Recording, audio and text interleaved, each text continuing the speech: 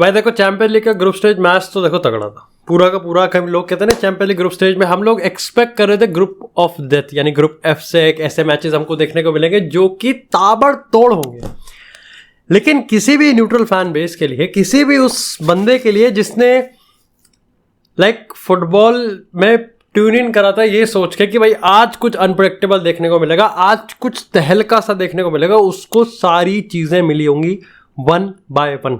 Of course यहाँ पर Bayern ने कमबैक करा है शायद से उसके बाद यहाँ पर, क्योंकि यार मैंने देखो मैच देखा नहीं है, बिल्कुल हाई ऑन इमोशंस। मैं एक इमीडिएट रिएक्शन यहाँ पर रिकॉर्ड कर रहा हूँ, उसके बाद देखेंगे तो कल का भी पॉडकास्ट में डिस्कस करेंगे। हम आर्सेनल का मैच, हम कोई मैच डिस्कस नहीं करेंगे सिवाय 2 मैचेस के, real Madrid and Manchester United. और यूनाइटेड पे सबसे पहले बात करेंगे क्योंकि बिकॉज इमोशंस उधर से ही आएंगे, क्योंकि हम लोग बात करेंगे टैक्टिकली किस तरीके से यहाँ पर आउटक्लास हुए। लेकिन कभी कभार ऐसा होता है ना कि जब क्लब इस चुतियापे में आ जाता है तो एक बार को तो अंदर से मन करता है कि मराए अपनी जाके टैक्टिस साइड में 2 मिनट पहले बात कर लेते हैं। हमें एक वो फ्रस्ट्रेशन होती है जिसमें जो टैक्टिकल क्लैरिटी से नहीं है, बस फ्रस्ट्रेशन है तो निकालने देते हैं।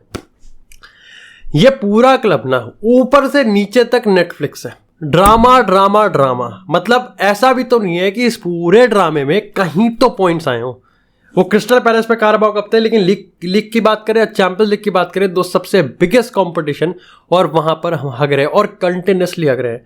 हिस्ट्री में पहली बार ऐसा हुआ है जब 10 में से 6 गेम हम हार गए हो, और ये बहुत बड़ी चीज है क्योंकि इस पूरे ड्रामे में एक वो मैनेजर है जिसने क्रिस्टियानो की बलि चढ़ा दी थी अपने प्रिंसिपल्स को, मतलब प्रायोरिटी देके। गलत नहीं है, उसके लिए सही है, मैं कह रहा हूँ वो गलत नहीं था इसमें, मैंने तब भी कभी सपोर्ट नहीं करा था, आज भी। अब फैन बेस ट्विटर वुटर ये सब चलता रहे कि ठीक है ये क्रिस्टियानो होता रहेगा, लेकिन उस बंदे ने यहाँ पर अपनी प्रायोरिटीज, अपने प्रिंसिपल्स को बहुत क्लियर रखा कि मेरा डायरेक्शन क्या है, और सबने उसमें सपोर्ट भी करा।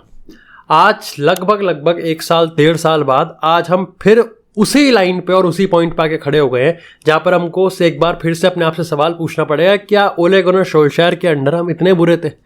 क्या रोनाल्डो, मैगवायर, डेविड दया के अंडर हम इतने बुरे थे? और अब जब क्योंकि कोई भी नहीं है तो यहां पर आप स्केपगोट किसे करोगे? कौन लेगा ब्लेम? बहनचोद कोई लेता भी तो नहीं है ब्लेम, कोई अपने आप को रिस्पॉन्सिबल ही नहीं समझता।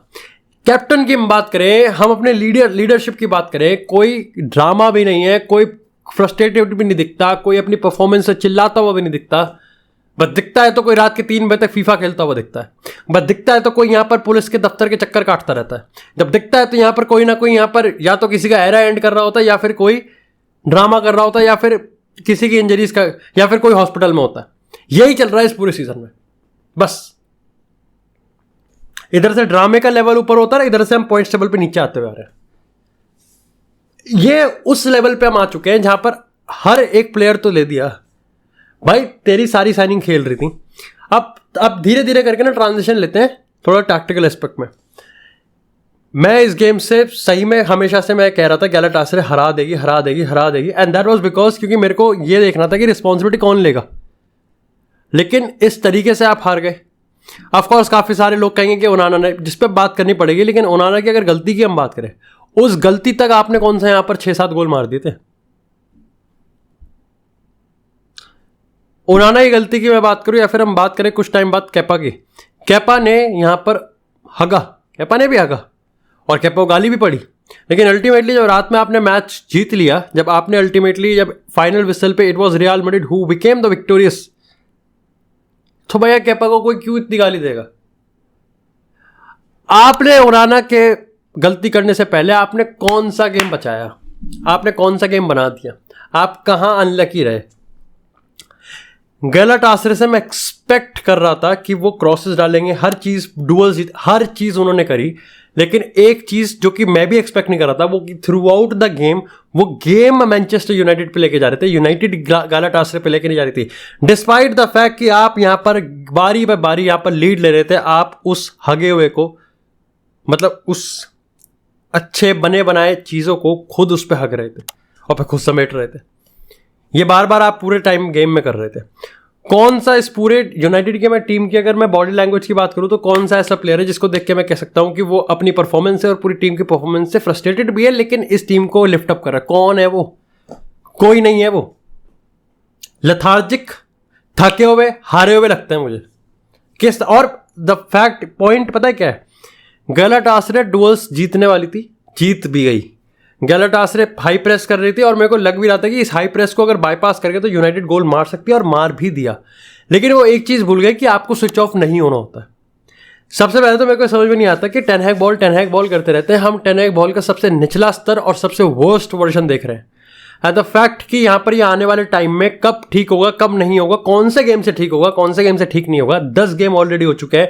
टेन हैग बॉल पहले गेम में भी वर्स्ट थी और अभी भी वर्स्ट है, और इंप्रूव रत्ती भर भी नहीं हुई है, दी पीट रखी है पूरी। आपको एक काफी लोग कहेंगे कि टेन हैग की क्या गलती है, ओनाना ने ऐसा कर दिया। ओनाना ने गलती करी, पेनल्टी मिली, पेनल्टी मिस हो गई, उसके बाद आपने 3 मिनट के अंदर गोल खा लिया, फिर चौथा भी खा लेते। मैं कह रहा हूं कि आपने यहां पर गैलाटासरे को पूरी तरीके से आपने हर चीज करी, लेकिन स्टेबिलिटी कहां है? ऐसा कब लगता है कि मैनचेस्टर डोमिनेट कर रही है और गेम को लेके जा रही है, स्टेबल स्थिर है, आराम से गेम खेल रही है? लगता ही नहीं। ऐसा लगता है कि बिल्कुल ही पता नहीं, मतलब जैसे स्कूल के होते हैं ना कि भाग रहे। अरे सामने वाली टीम तो उसका फायदा उठाएगी। अगर उसका भाई वो कोई बच्चे, भाई गैलाटासरे काउंटर अटैक पे खेलती है, दे हैव टेक्निकल प्लेयर। चाहे विल्फ्रीड ज़ाहा की बात करें जो कि एब्सोल्यूट ड्रिबलर है, चाहे मोरो कार्डी की बात करें टारगेट मैन और एक प्रोलिफिक स्ट्राइकर है, वो मारेंगे गोल। अब ओनाना के शॉट स्टॉपर की बात करें, चाहे ओनाना के मास्टर क्लास की बात करें, जब से यूनाइटेड में आया ही इज गिविंग स्टिंकर। सोचो एक बंदा जो कि चैंपियंस लीग में फाइनल में अपना मास्टर क्लास दे रहा था, वहां से एक नए रेवोल्यूशन की स्टार्टिंग करना चाहता था मैनचेस्टर यूनाइटेड में, और इस तरीके से हम बात कर रहे हैं उस प्लेयर के रिगार्डिंग। पैथेटिक है। इस गेम के बाद यहां पर कौन रिस्पॉन्सिबिलिटी लेने वाला है, कोई अंदाजा नहीं। क्या अगले गेम में कुछ इंप्रूव होगा, कोई अंदाजा नहीं। द फैक्ट कि टीम लॉस्ट और होपलेस दोनों साइड बाय साइड लग रही है। कोई यहां पर उम्मीद नहीं है कि कौन कैसे जीतने वाला है, कोई यहां पर उम्मीद नहीं है कि कोई कैसे इंप्रूव करेगा। प्लेयर्स की इंजरी होती है, उसका मैं एक अनलकी फैक्टर मानता हूं।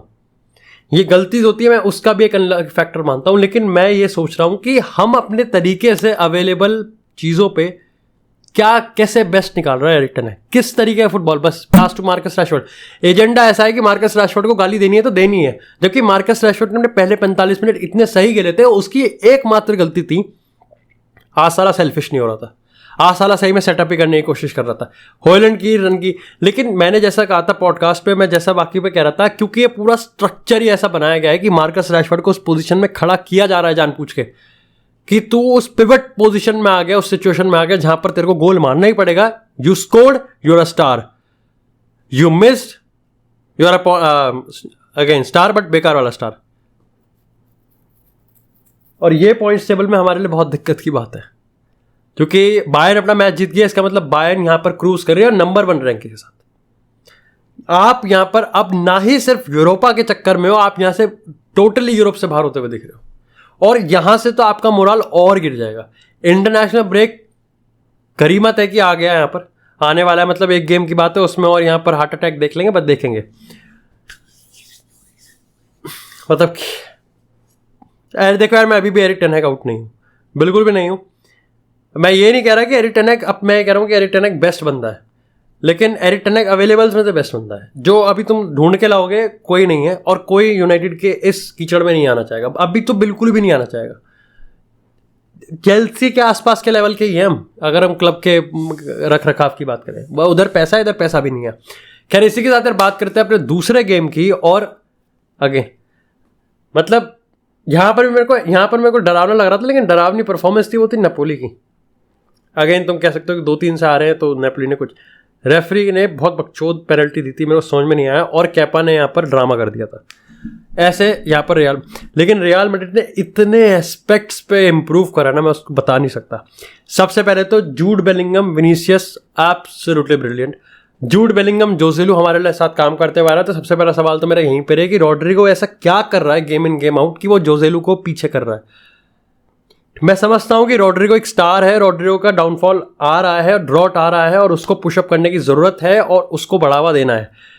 प्रोत्साहन का एक ऐसा होता है कि प्रोत्साहन आप तब देते हो जब आप यहां पर किसी ऑलरेडी डिजर्व बंदे की पोजीशन नहीं लेते। कल को आप ये कह दोगे कि मेरे को मॉडरेट क्रूज को प्रोत्साहन देना है और उनको मोटिवेट करना है कि उनकी परफॉर्मेंस न गिरे, तो हम तो काम आवेंगे और चूहों मैंने को बाहर बैठा देंगे। अरे अर्न भी तो करें। टोनी क्रूज की परफॉर्मेंस इतनी तगड़ी आ रही है कि वो ऑलरेडी सबको पता है कि ही इज प्लेइंग, वो क्या लेके आ रहा है और क्या यहाँ पर कॉम्प्रोमाइज करना पड़ रहा है। रॉड्रिगो से सवाल तो पूछने पड़ेंगे, लेकिन क्योंकि मैंने ये फैक्टर पहले पॉइंट पे इसलिए बोल दिया क्योंकि जोसेलू बेलिंगम काम कर रहे थे। अब बेलिंगम विनीसियस का केमिस्ट्री भी हमको देखने को मिल गया कि कितना एपिक है, ये तीनों को साथ में खिलाने का वक्त आ गया है। वालवर्दे का शूट भाई, अगेन वो ही चीज़ है कि वालवर्दे इतने आउटसाइड शॉट लेता है कि पता नहीं भाई, मतलब और बहुत टाइम मैं ये बोलता हूँ कि क्यों ले रहा है भाई, क्यों ले रहा है, लेकिन 10 में से जब वो एक शॉट जाता है ना तो वर्थ इट लग जाते हैं, बाकी के नॉक एंड ऑफ फेल। इतना एपिक शॉट मारा था उसने, मतलब इतना ज़्यादा मज़ा आ गया। उसके बाद बेलिंगम का वो solo goal, that's why Bellingham 4-4-2 diamond, इतने क्राउडेड सेंट्रल स्पेसेस में भी वो एक्सेल करता है, वो हर पोजीशन में एक्सेल कर सकता है। नेपोली इतना नैरो खेल रही थी कि यहाँ पर वो उसमें से भी, और अगेन विनीसियस की बात करें, ऐसे ही विनीसियस वापस आएगा भाई, यही शार्पनेस उस बंदे से चाहिए। 90 मिनट जितना भी मिनट खेला वो कांस्टेंट मूवमेंट आई है उसकी तरफ से, कांस्टेंट उसने थ्रेट करा, और इसलिए नेपोली से बस की बात भी नहीं थी कि वो यहाँ पर उसके मूवमेंट को ट्रैक कर सके। और जिस तरीके का उसने गोल मारा है, एब्सोल्युटली, एक मार्कस राशफोर्ड ने भी एक ऐसे ही गोल मारा था पिछले सीजन, बिल्कुल सेम ऐसे ही गोल मारा था। लेकिन विनीसियस से यही मैं एक्सपेक्ट करता हूँ, वो ऐसे ही हिलाएगा सबको भाई, वो ऐसे ही तोड़ेगा सारे डिफेंस अपने मूवमेंट से, और बाकी काम बेलिंगम। लेकिन एक प्लेयर और ऐसा है जो कि सबसे ज़्यादा एप्रिसिएशन डिजर्व करता है, और वो है कामाविंगा। भाई भूलना नहीं है, लेफ्ट बैक खेल के वो कामाविंगा कर रहा है। अगेन नेपोली से मैं बहुत ज़्यादा डिसअपॉइंटेड हूँ क्योंकि नेपोली ने यहाँ पर टेस्ट नहीं करा हमारी डिफेंस लाइन को। ऑफकोर्स सेकंड हाफ में जब उनको वो ट्रेल कर रहे थे और जब वो पीछा कर रहे थे रियल मैड्रिड का, तो यहाँ पर उन्होंने टेस्ट करना चालू किया, और तब से रियल मैड्रिड दिक्कत में भी आई। लेकिन मेजोरिटी ऑफ द गेम मेरे को लगता है कि रूडी गार्सिया ने पूरी टीम को सेटअप इस तरीके से करा था कि रियल मैड्रिड के लिए अपॉर्चुनिटी थी कि वो अगर अपने आप को गेम बना दें तो वो नेपोली को कब कब हरा सकते हैं, और उन्होंने पहले हाफ में यही करके दिखाया। यहाँ पर मेरे को ये चीज़ भी जाननी थी कि अगर हम यहाँ पर कामाविंगा की बात करें, आउट ऑफ पोजीशन खेल रहा है, लेकिन उसके अगर आप इंटरसेप्शंस की बात करोगे, उसके आप पोजीशन स्टाइल की बात करोगे, और अगर आप उसके ऑफेंसिव कंट्रीब्यूशन की बात करोगे, कॉम्प्लीमेंट कर रहा है वो हर जगह। अगेन मैं इस चीज़ के क्या पूरे तरीके से कन्विंस्ड हूँ नहीं, लेकिन हाँ statistically Camavinga deserves to play left back. इसका ट्रेडिशनल फुल बैक्स जो हमारे प्रॉपर फुल बैक्स है उन पे क्या असर पड़ेगा, ऑफ कोर्स नेगेटिव पड़ने वाला है। कामाविंगा पे भी ओवरऑल आपको पता है नेगेटिव पड़ने वाला है, क्योंकि because he is a midfielder. लेकिन वो कैसे कर पा रहा है भाई, ये काबिलियत तारीफ है। वो उस पर पोजीशन पे मास्टर क्लास दे रहा है, मतलब अगर वो यहाँ पे गलती भी कर दे ना तो कोई कामाविंगा को गाली नहीं देगा, सब एंसेलोटी को गाली देंगे, लेकिन वो वहां से मास्टर क्लास दे रहा है। मास्टर क्लास से ज़्यादा आ जाता है कैपा पे।